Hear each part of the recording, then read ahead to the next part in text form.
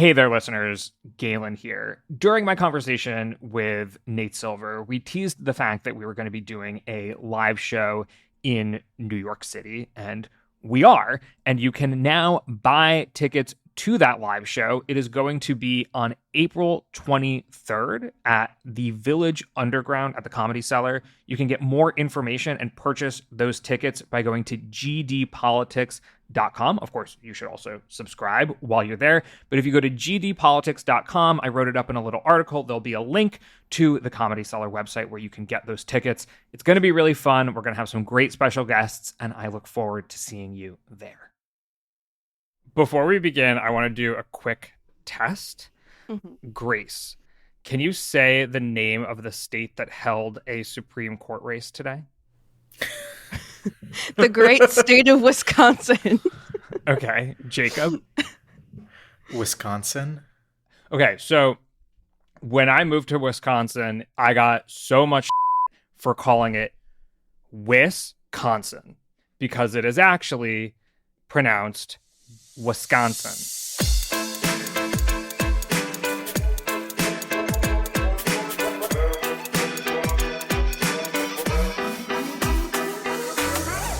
Hello and welcome to this late night election night edition of the GD Politics Podcast. I'm Galen Drew.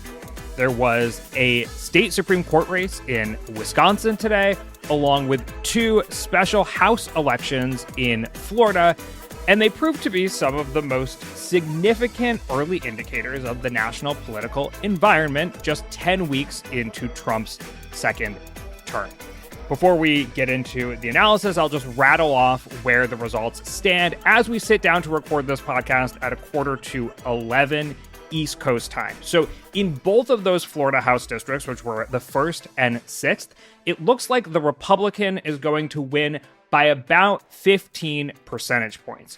The partisanship of those districts, as some benchmark, is that the 6th district, Trump won by 30 points in 2024, and the 1st district, Trump won by 37 points. So a significant overperformance for Democrats, even though they lost there. Turning to the state Supreme Court race in Wisconsin, it looks like Susan Crawford is on track to win by somewhere in the range of 10 percentage points against her opponent, conservative Brad Schimmel. Now, we have worse defined results there so far as we're recording. According to the New York Times, 75% of the vote is in. Susan Crawford has 55% of the vote, and Brad Schimmel has 45% of the vote, although there are a lot of rural counties where we don't have full results, and we also still don't have full results from Milwaukee, so that is subject to change. As some benchmark, obviously Wisconsin was extremely close. Trump won by less than a percentage point there, but we'll get into it. The last 3 out of 4 state Supreme Court races in Wisconsin, the liberal won by about 10 percentage points. So this also isn't a totally crazy result if you look at that history. Joining me tonight, I am very excited. We have Jacob Rubashkin, deputy editor of Inside Elections. Welcome back to the podcast, Jacob. Thank you so much for having me. I've been brainstorming all the different names that GD could stand for, so I'm very curious to learn. What's the best one you came up with? I mean, I was thinking Gabby Douglas, Gerard Depardieu. Oh man, I had a couple others, and I'm blanking here on the spot. Not a lot of famous people with the initials GD. Galen, I think you're probably up there in terms of the rankings. What about good data? I mean, I don't know if that's a Gerard Depardieu level, but. Also joining us tonight for the first time, well, I guess, Jacob, this is actually also your first time on the GD Politics Podcast. Excuse me if it doesn't feel all that different from the podcast I just stopped hosting. Also joining us tonight is Grace Panetta, political reporter at The 19th. Welcome, Grace.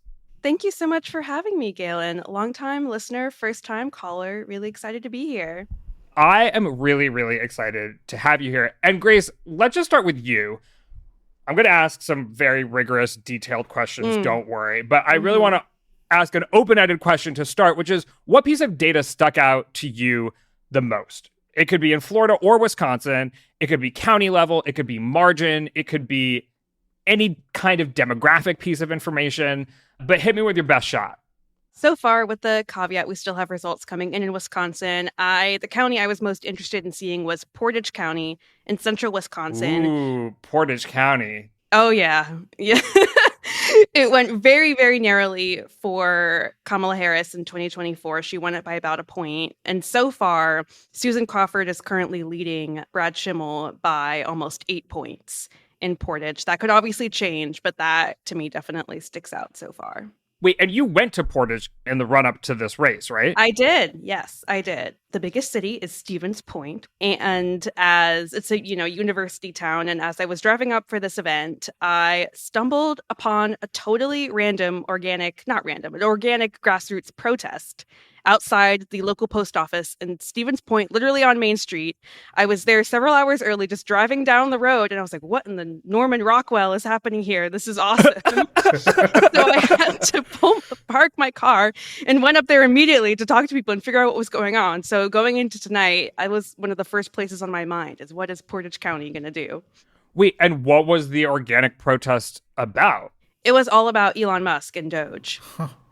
Wait, so people were just hanging out outside of the post office. Was it a post office specific policy that they were protesting, or was it that they don't have any Tesla dealerships in Stevens Point? It was, people were just really mad about everything Musk and Trump are doing with Doge. Also, a lot of, Ukrainian flags, pro-Ukraine signs, general anti-Trump, anti-Elon Musk sentiment. And I was like, going to the polls and voting is one thing. Getting out and protesting for an hour in sub 30-degree temperatures is another. So that's when I kind of knew there is some really interesting energy on the ground here. Okay, we're going to talk more about Elon Musk, but Jacob, get in here. What was the most significant data point for you this evening?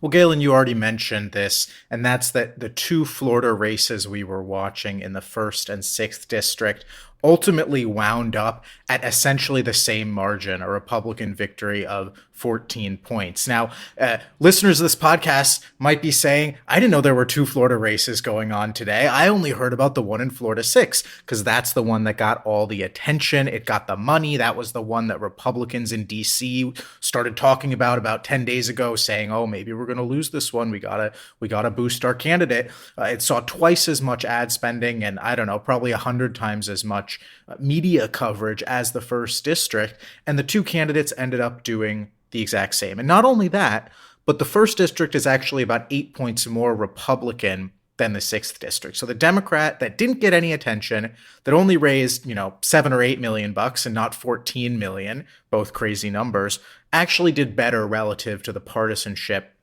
of her district than the candidate who got all the attention did in the 6th. And that was striking to me. It was unexpected, I would argue.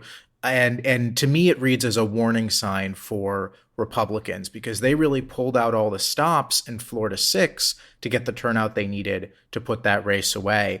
Fast forward to the midterm elections, you can't go all out in every district around the country. And so to me, that sends a signal that the enthusiasm that Democrats are feeling around the country is widespread. It's in Democratic areas like we saw in Wisconsin. It's in really Republican areas like we saw in Florida's 1st district. Republicans are just going to be on a lot of defense no matter where they look next year. Well, I heard a couple theories about what happened in Florida. And one was that, look, what was it? Like 16 percentage point underperformance for Republicans in the 6th district is not good. But the question is, why did they do, quote unquote, better in the 6th district than in the 1st district? And one theory is that they were able to nationalize it, that people felt like Trump's agenda was on the ballot, et cetera. So come the midterms, people may feel that that's the case across the country more readily because more people will know about the midterms. I've also heard the theory that while the 1st district is more Republican, it is also better educated slightly, and it has a lot more veterans/government employees because that's where Pensacola is, which is a naval base.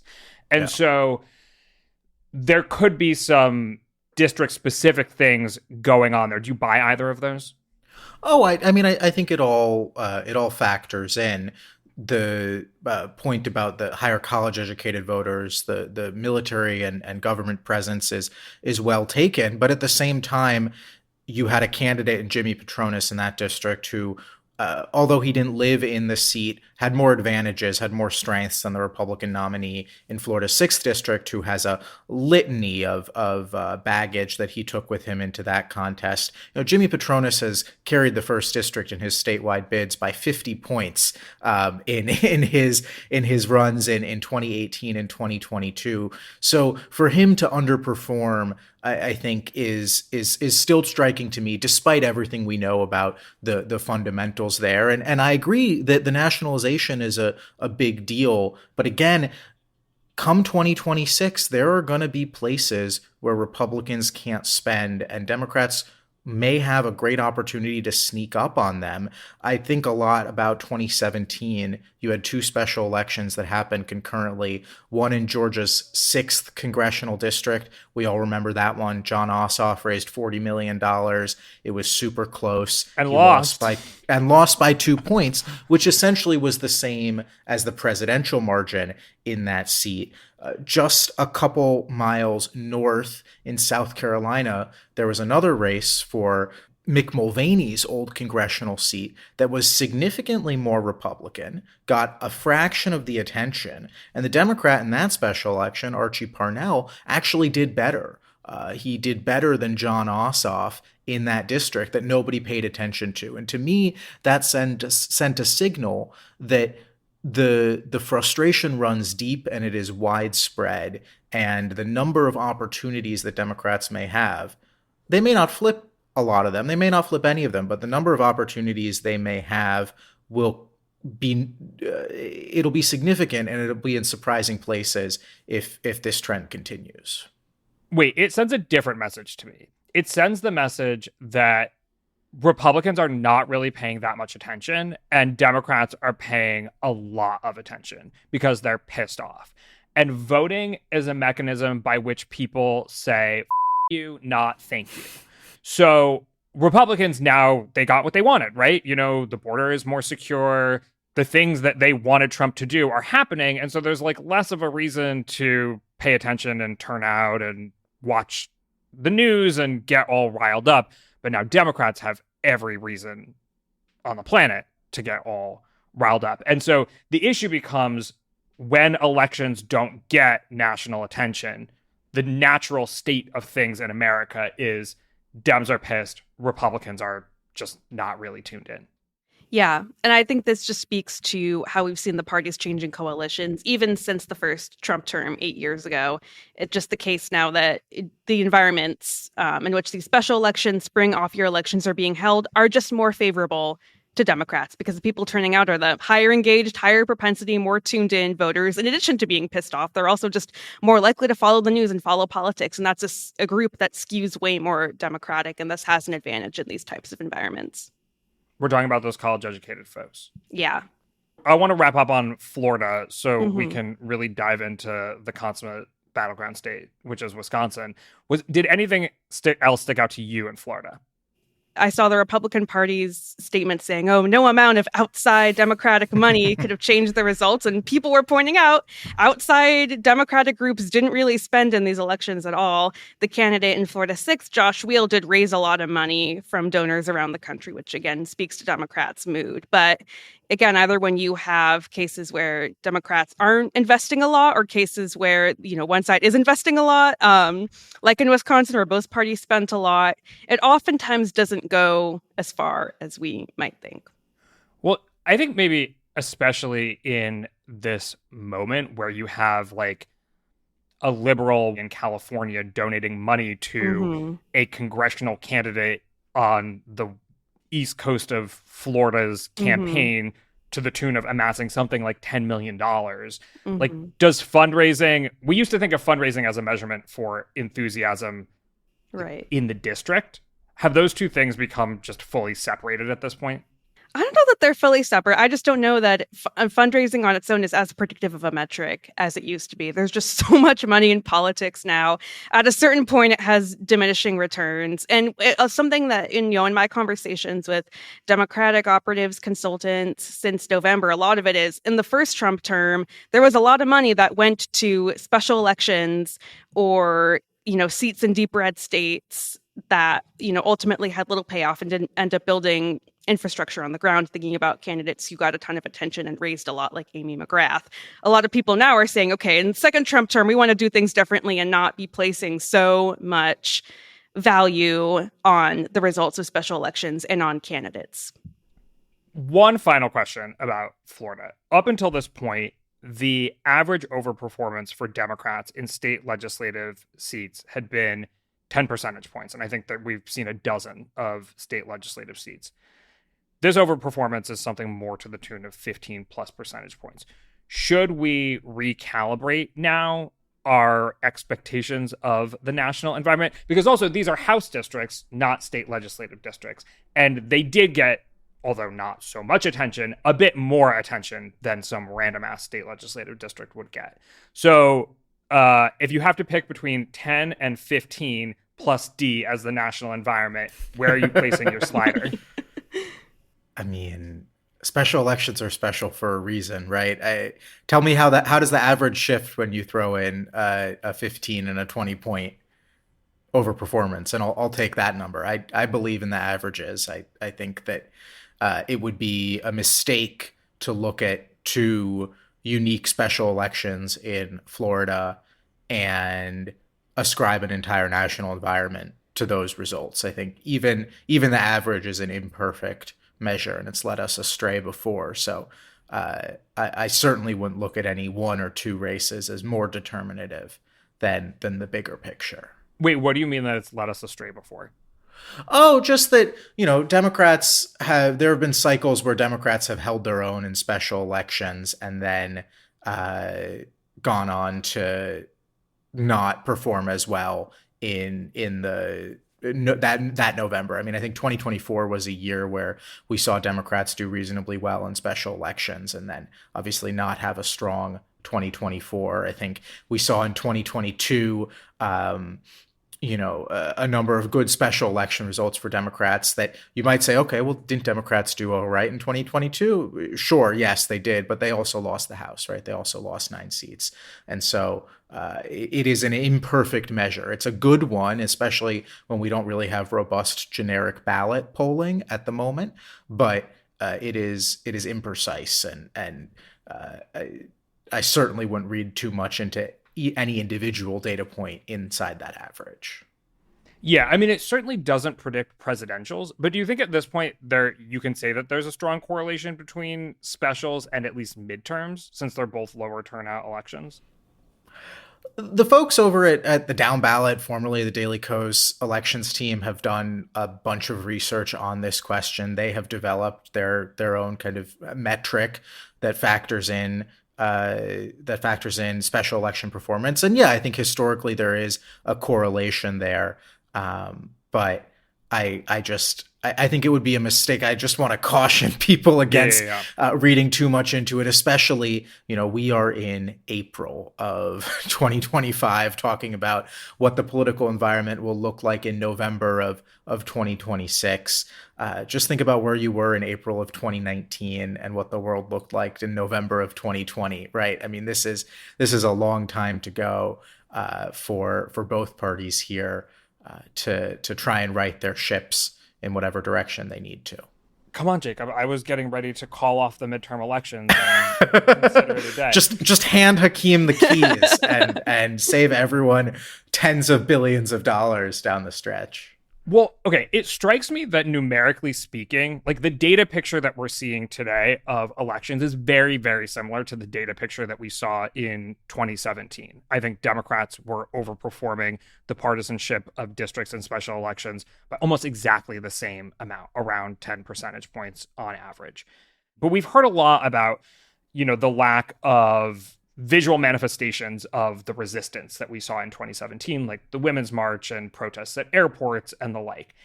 And I'm curious, Grace, you said you saw a protest in Stevens Point, Wisconsin. Tonight, Senator Cory Booker wrapped up his record-breaking filibuster, during which he broke Strom Thurmond's record for the longest filibuster when he filibustered the Civil Rights Act. Does it seem like all that is changing, that like the culture is getting more in line with the data, or are we still in a very different moment from 2017? Yeah, it's a great question. I think we're definitely in a very different moment than 2017 for many, many reasons. But one of them, being the obvious, which is that Trump is no longer seen as an aberration in American politics and American democracy. He obviously won the popular vote, and he's just been the main character in American politics for 10 years now, almost. Whereas in 2017, it was just everyone reacting to Trump for the first time, understanding what a Trump presidency looks like for the first time. And so everything was just like so reactive, and like that environment produced a lot of big protests and big, demonstrations. But it's also, worth considering, and I think a lot of folks are considering, how much of that really moved the needle or made a difference in the long run. Because obviously there was the cultural and political environment that produced Trump returning to power. And so I think not so much that the resistance, quote unquote, is dead, but it just looks different this time. And I think we will start to see more of these, visual signs of disapproval or protest, especially as Democrats are finding their path forward. And I think Cory Booker holding the floor was a part of that. They're just trying and experimenting with different things this time. It's a great question. I agree with Grace. We're in a very different environment than we were in 2017. It feels like, even as shocking as the 17 result was, or the 16 result was, versus how, frankly, expected or mundane the 24 result was, Democrats are at a loss that is 10 times greater than it felt like they were in 2017, where there was all this immediate activism that spun up very, very quickly. And so, I think the party is trying different things. I think that whereas 2017 kicked off with such a bang with the Women's March, this has a lot of makings of a lower, slower burn, but clearly the signs are there. I mean, we've talked about the protests, the town halls that we've seen play out in Republican districts across the country, and the viral clips that those have produced. The rally tour that Bernie Sanders and AOC have gone on that has been drawing tens of thousands of attendees in Republican-held districts. That, to me, seems like the new vector for frustration among the Democratic voting base. But the most interesting difference, at least I think, is the degree to which Democratic voters are really invested in a rejection of Trump entirely, in a way that back in 2017, Democrats had this feeling of, let's hear him out, right? Let's try and understand why the country voted for Trump. Let's try and work with Republicans in Congress to accomplish things like infrastructure and other compromise items that we can attack together. And that is not the sentiment of the party in 2025. They want fighters. They want people who are going to make a lot of noise and do whatever they can to gum up the works of the administration. And it's taken Democratic Party leaders a little while, I think, to understand that. But Cory Booker today, the filibuster, one of the more dramatic things you can do as a United States senator. But I would put on there the holds that Ruben Gallego put on all Veterans Affairs nominees from the Trump administration today. That'll gum up the works there, and the hold that Adam Schiff put on interim U.S. Attorney Ed Martin in the same category of Democrats waking up to the reality that what their voters want is a total warfare against the Trump agenda. They feel like they've been completely blindsided by Musk and co., and they want their people to start fighting back.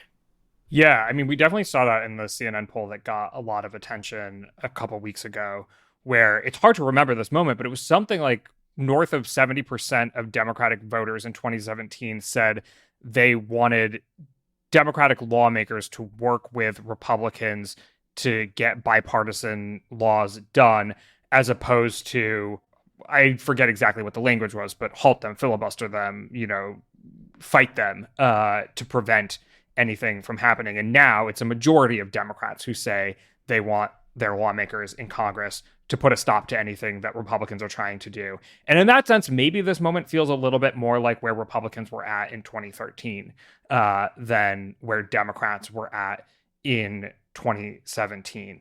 Although, obviously, very much to be determined if a Trump-style figure emerges from the wreckage.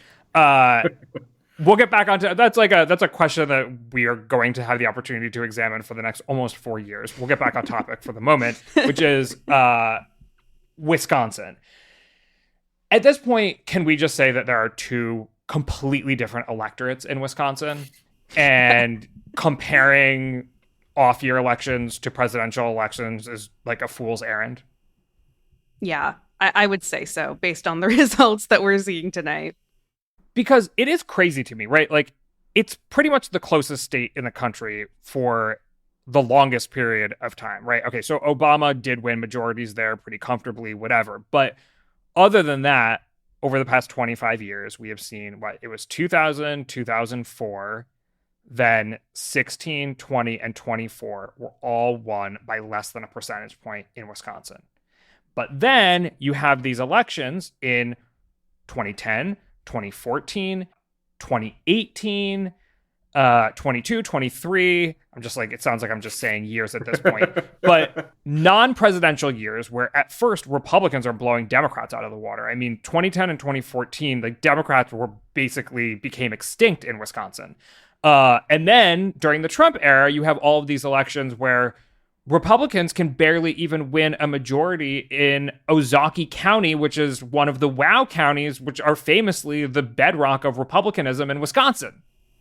Yeah, it really is striking to see, just looking at the map as we're seeing results continue to come in. Like, this is the same state that voted, that was so close in November in the presidential race. But yeah, this is speaking to the reality that we have that is both a product of Wisconsin just being perennially competitive. I mean, I think it's still fair to say that there aren't really landslide statewide election results in the state. It's a state that still splits its tickets. You voted for Trump and for Tammy Baldwin, Senator Tammy Baldwin, in November.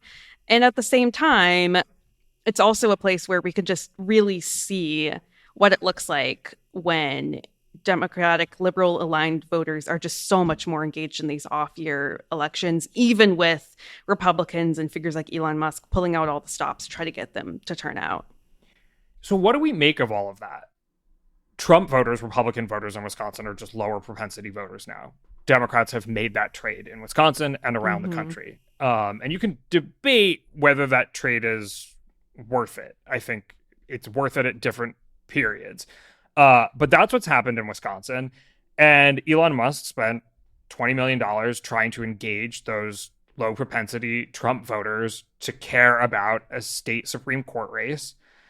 And look, turnout was pretty freaking high for an election like this. I mean, a clear majority of registered voters will have ended up turning out. There'll be something like a record-breaking 2.4 million voters who turned out, compared to the last record-breaking state Supreme Court race where 1.8 million voters turned out.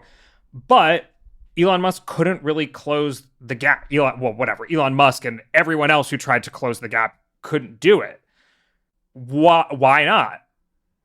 I would, say simply as possible, Donald Trump has really revolutionized our politics, and he is kind of like the Republicans' Obama in that he brings out a lot of voters to vote for him and just for him. And that's really awesome when he's on the ballot and he can bring out lots of voters. But when he's not on the ballot, these down ballot Republicans just have such a bigger problem with base consolidation and mobilization. I think that's very clear here. The other thing I would say, right, is that Musk put an insane amount of money into this race. But if you look at the actual spending, because Susan Crawford, the liberal, was able to raise so much more money herself, she had access to the lowest unit rate for television advertising. Team Blue, Democrats overall, actually did still have a pretty decent majority of the voice on broadcast TV in this race. And so they did have a spending advantage that I'm sure was helpful. Obviously doesn't explain a 10-point lead that they had, but the Musk factor, I don't want to overrate too much. But no, I mean, I agree with everything that's been said. Trump voters are Trump voters. They're not Republican voters. And the billion-dollar question for Republicans over the next 2 years, certainly, but arguably for a lot longer than that, is how do you turn those Trump voters into consistent Republican voters? Because if they can't do that, Trump's not going to be on the ballot anymore. I know he's saying stuff to the contrary these days, but the reality is they're going to have to find how to win elections without Trump on the ballot. And outside of a few high-profile examples, Ron Johnson being one of them, since we're in Wisconsin, they've clearly struggled to consolidate and mobilize the Trump coalition without Trump. And Elon's no substitute for Trump. It is now the case that liberals are going to have a majority on the court in Wisconsin, at least until 2028. And if I remember correctly, Wisconsinites are going to be voting in state Supreme Court races for this kicked off 6-year spate of voting for state Supreme Court candidates. I know, I didn't warn you that I was gonna get into political theory on this podcast, but after watching this whole thing go down, right, we're talking about Elon Musk in the context of a state Supreme Court race. Is it just a little bit crazy that we even have elections for state Supreme Court justices? Folks just spent $100 million, and the topic of people's ire was Elon Musk. And the actual case, I mean, I guess Elon Musk is going to have a case that ends up at the Wisconsin Supreme Court potentially over whether Tesla can sell vehicles directly to Wisconsinites. But that aside, it's like, what? Well, in Wisconsin specifically, several other states, the electing state Supreme Courts and electing judges was a progressive era reform that was meant to kind of diminish, ironically enough, kind of the role of wealthy elites in handpicking the judiciary. So it came out of this, a progressive post-Gilded Age era. You could argue we're in a new Gilded Age now. But yeah, it is quite something to see. And I think engagement and spending in Supreme Court races obviously didn't start with Elon Musk. These races have gotten a lot more attention, especially after the Supreme Court overturned the right to abortion, sent that back to the states, delegated a lot of other stuff back to the states. So it kind of is just a continuation of a trend of increasing polarization, nationalization in these races. But this definitely kicks it up to a new level. And are we going to see $100 million every year for the next 6 years? Maybe not.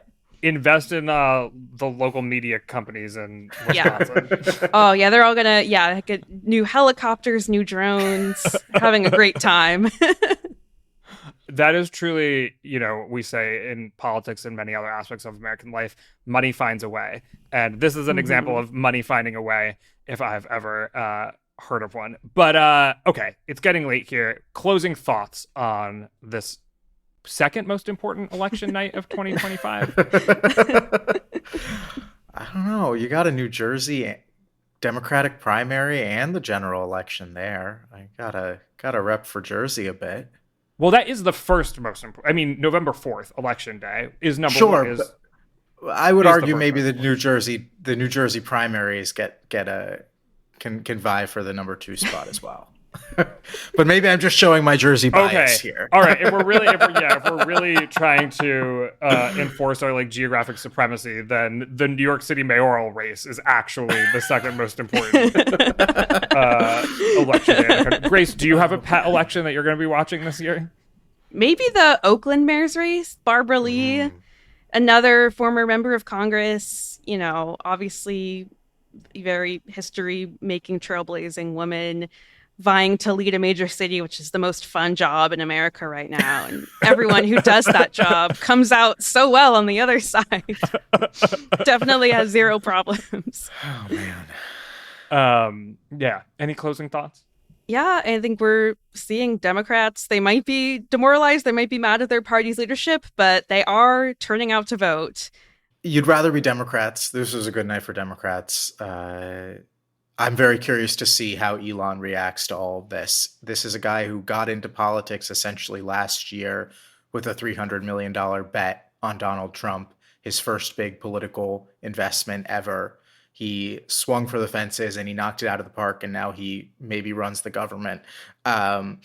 He spent 20 or 30 million all in on this Wisconsin race. So a tenth of what he spent on the entire presidential election in one state Supreme Court race, and whiffed.